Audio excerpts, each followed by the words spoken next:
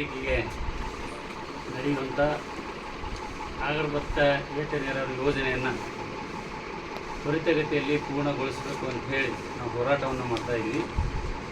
ಆ ಹೋರಾಟದ ಪ್ರಯುಕ್ತ ಇವತ್ತು ಪ್ರೆಸ್ ಮೀಟನ್ನು ನಾವು ಕರೆದಿದ್ದೀವಿ.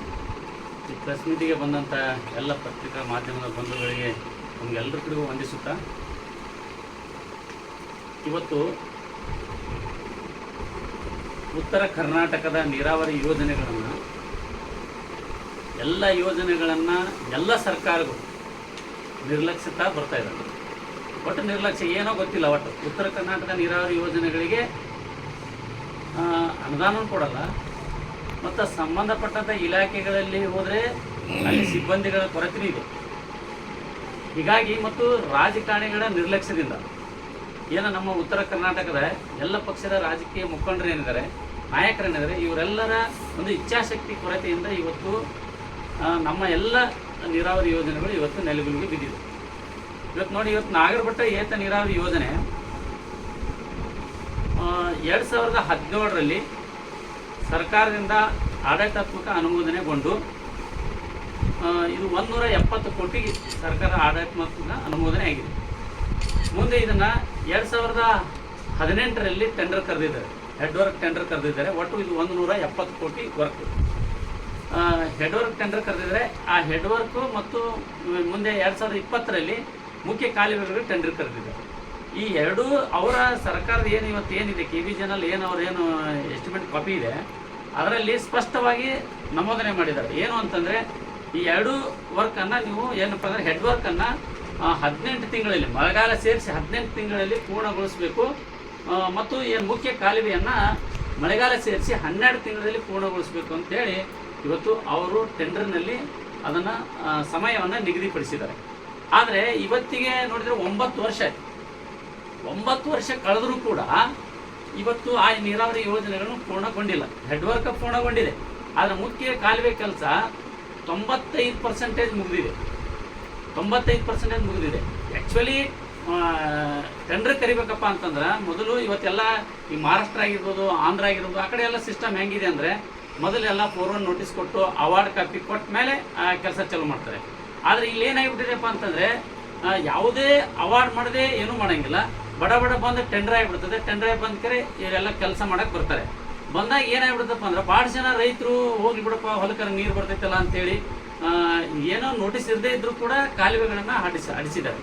ಆದರೆ ಅಡಿಸಿದ ಕಾರಣ ಅದರಲ್ಲಿ ಕೆಲವು ಜನ ರೈತರು ಏನು ಮಾಡಿದಾರಪ್ಪ ಅಂತಂದರೆ, ಇವತ್ತು ಅನೇಕ ಜನ ರೈತರು ಈ SLO ಆಫೀಸ್ಗಳಿಗೆ ಅಡ್ಡಾಡೋದು ನೋಡಿ ಬೇಜಾರಾಗಿ, ಇಲ್ಲಪ್ಪ ನಮ್ಗೆ ನೀವು ಅವಾರ್ಡ್ ಕಾಪಿ ಕೊಟ್ಟು ಹಾಕಿಬಿಡ್ರಿ ಅಂತೇಳಿ ಕೆಲವು ಜನ ರೈತರು ಕೇವಲ ನಮ್ಮ ನಾಗರಬಟ್ಟದಲ್ಲಿ ಒಂದು 16 ಕಿಲೋಮೀಟರ್ ಆಗ್ತದೆ, ಎರಡು ಈಸ್ಟು ಮತ್ತು ವೆಸ್ಟ್ ಸೇರಿಸಿ.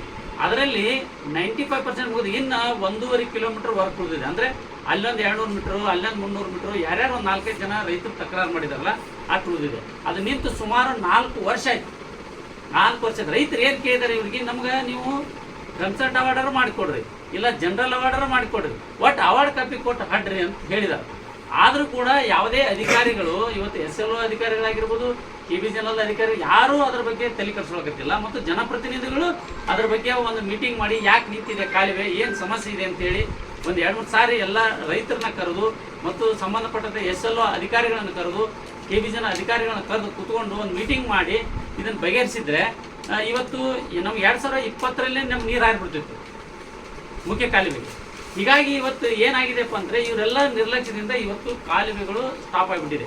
ಅದಕ್ಕೆ ಇವತ್ತು ನಾವು ಕೆಲವು ದಿನಗಳ ಹಿಂದೆಯೇ ನಾವು ನಮ್ಮ ಮೊನ್ನೆ ಏನು ನಮ್ಮದು ಬಿಜಾಪುರದಲ್ಲಿ ಏನು ಕರ್ನಾಟಕ ರಾಜ್ಯ ಮಟ್ಟ ರೈತರ ಸಮಾವೇಶ ಐತಲ್ಲ, ಆ ಸಮಾವೇಶದಲ್ಲಿನೇ ಕೂಡ ನಾವು ಸ್ಪಷ್ಟವಾಗಿ ಹೇಳಿದ್ದೀವಿ, ನೀವು 1 ತಿಂಗಳಲ್ಲಿ ಪೂರ್ಣ ಕೆಲಸ ಮುಗಿಸ್ಬೇಕು ಅಂತ ಹೇಳಿದ್ವಿ. ಆದರೆ ಇನ್ನಾಕಾದರೂ ಕೂಡ ಯಾವ ಅಧಿಕಾರಿಗಳಾಗಲಿ ಜನಪ್ರತಿನಿಧಿಗಳಾಗಲಿ ಯಾರೂ ಕೂಡ ಅದರ ಬಗ್ಗೆ ತಲೆ ಕೆಡಿಸ್ಕೊಳ್ಳೋಕ್ಕಿಲ್ಲ. ಅದಕ್ಕೆ ಇವತ್ತು ಕರ್ನಾಟಕ ರಾಜ್ಯ ರೈತ ಸಂಘ ಮತ್ತು ಹಸಿರು ಸೇನೆ ವತಿಯಿಂದ ನಾವು 8ನೇ ತಾರೀಕಿಗೆ ಒಂದು ಬೃಹತ್ತಾದಂಥ ಹೋರಾಟವನ್ನು ನಾವು ಆಲಿಮಟ್ಟಿಯಲ್ಲಿ ನಾವು ಮಾಡಾಕತ್ತಿದ್ದೇವೆ.